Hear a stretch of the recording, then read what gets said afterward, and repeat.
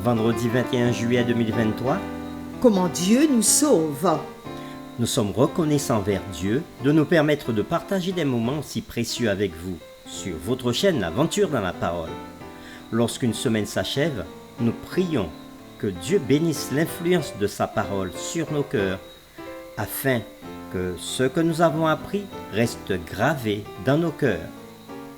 Et si les contenus qui nous sont proposés vous font du bien, nous vous invitons à partager avec nous en cliquant sur le pouce, en vous abonnant si ce n'est pas encore fait pour recevoir les notifications, en laissant des commentaires sur ce que vous avez appris et compris et en partageant le lien avec vos contacts.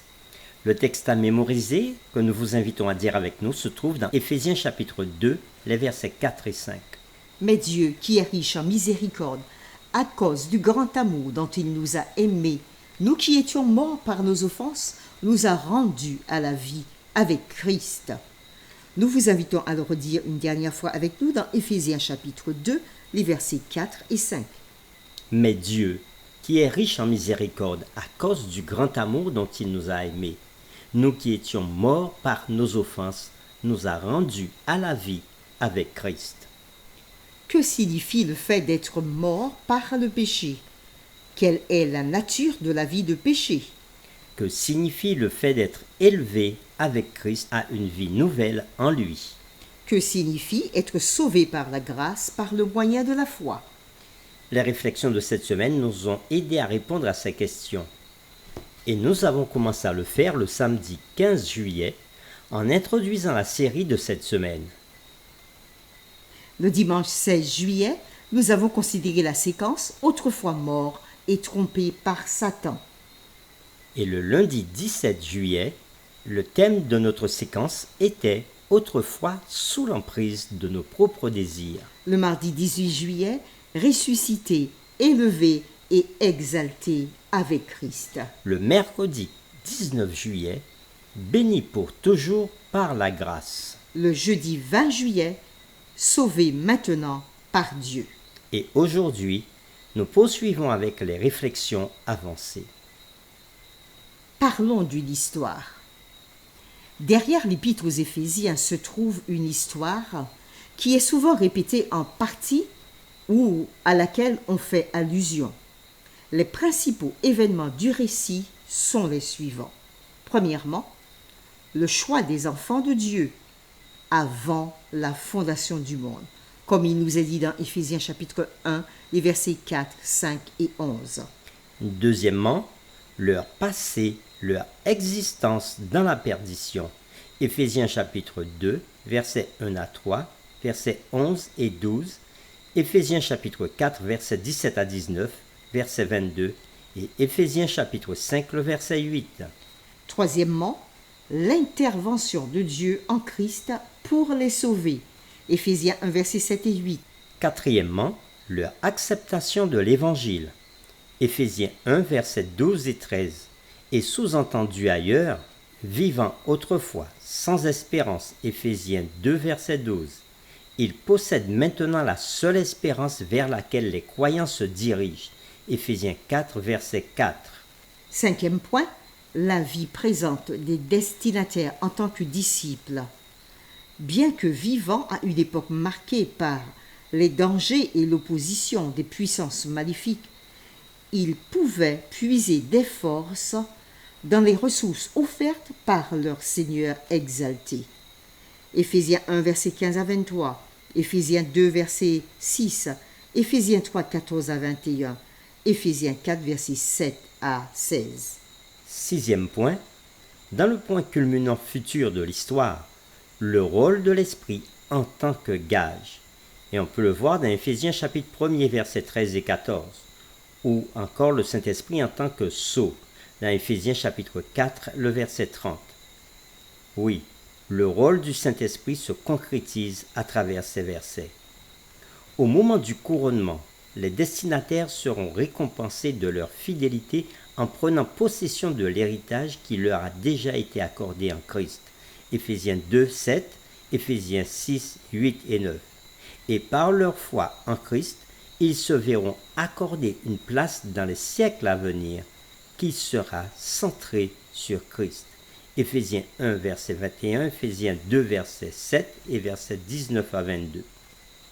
Parlons maintenant de l'expression « par la grâce, par le moyen de la foi ». Quand Paul dit que nous sommes sauvés par la grâce, par le moyen de la foi, il ne dit pas que nous sommes sauvés seulement par la grâce ou seulement par la foi.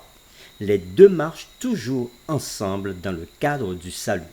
Cependant, ils ont un ordre de fonctionnement séquentiel et essentiel.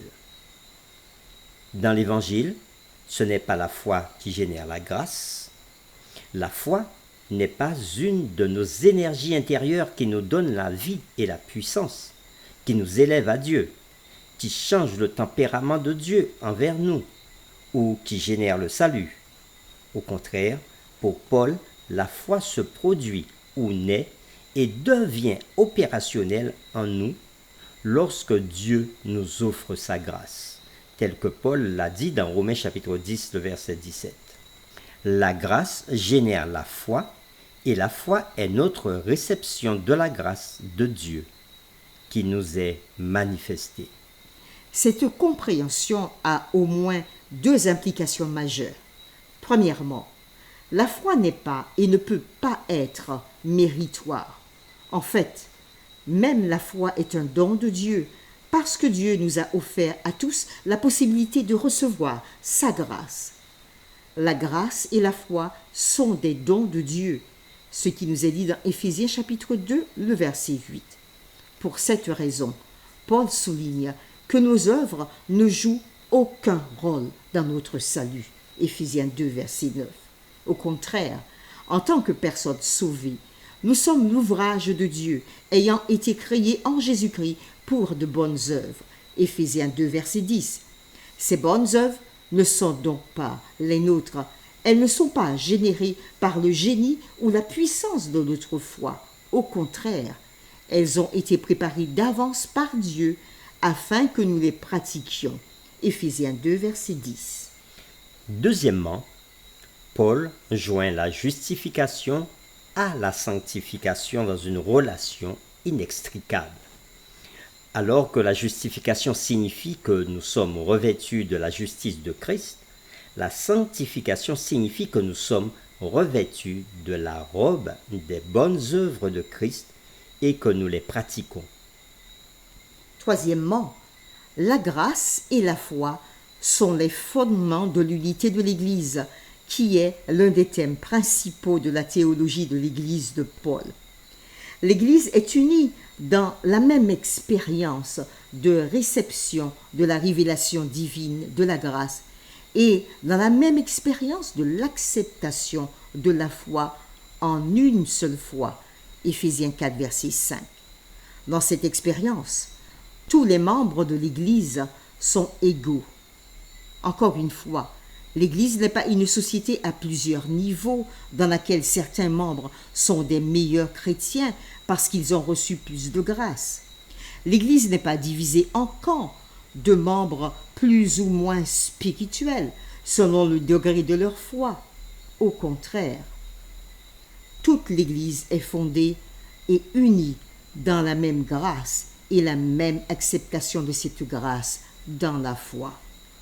Dans Éphésiens chapitre 4, le verset 7, Paul semble parler de divers degrés ou types de grâce. Cependant, il ne parle pas de grâce salvatrice, mais de la diversité des dons spirituels pour l'édification de l'Église de Dieu et pour l'accomplissement de sa mission.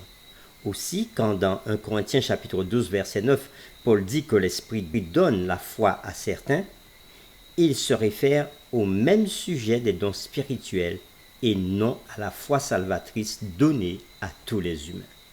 La série de cette semaine a mis l'accent sur trois thèmes majeurs d'Éphésiens chapitre 2, les versets 1 à 10, qui décrivent le processus dynamique du salut personnel autour de ces questions que nous avons répétées durant toute la semaine.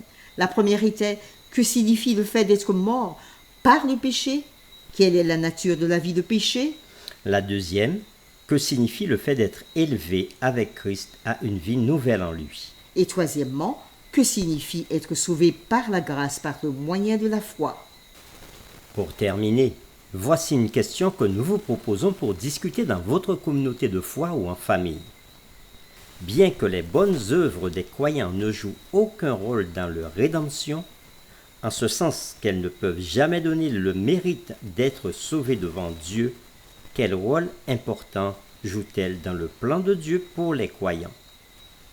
On peut, pour pouvoir répondre à cette question, s'appuyer sur Éphésiens chapitre 2, le verset 10. Prions ensemble. Seigneur, tu es digne encore d'être adoré, élevé et célébré. Et Jésus-Christ, notre Seigneur, qu'il soit encore exalté par nos bouches et nos vies. Donne-nous encore d'être reconnaissants pour toutes les bénédictions déversées sur la race humaine en Jésus-Christ. Et que nous avons vu cette semaine dans la série « Comment Dieu nous sauve ». Merci pour ton grand amour. Merci pour ta grâce révélée pour la race humaine et qui continuera jusque pendant l'éternité. Ta grâce sera révélée non seulement à tous les hommes, mais encore pendant l'éternité à tous les êtres de tout l'univers. Et nous te remercions pour ton amour pour chacun de nous. Merci pour tes dons en Jésus-Christ par le Saint-Esprit. Que nous puissions encore méditer sur ces paroles que tu nous as enseignées cette semaine. Tout ce que tu fais pour chacun de nous, tout cela, c'est un don qui vient de ta part et que nous n'avons aucun mérite devant toutes ces choses. Ni notre propre justice, ni nos propres œuvres ne peuvent nous sauver. Mais ta grâce et ton amour, ton plan pour chacun de nous, c'est en Jésus-Christ que nous nous confions encore et dans ta parole, par la puissance de ton esprit. Merci Père pour toutes choses. Amen.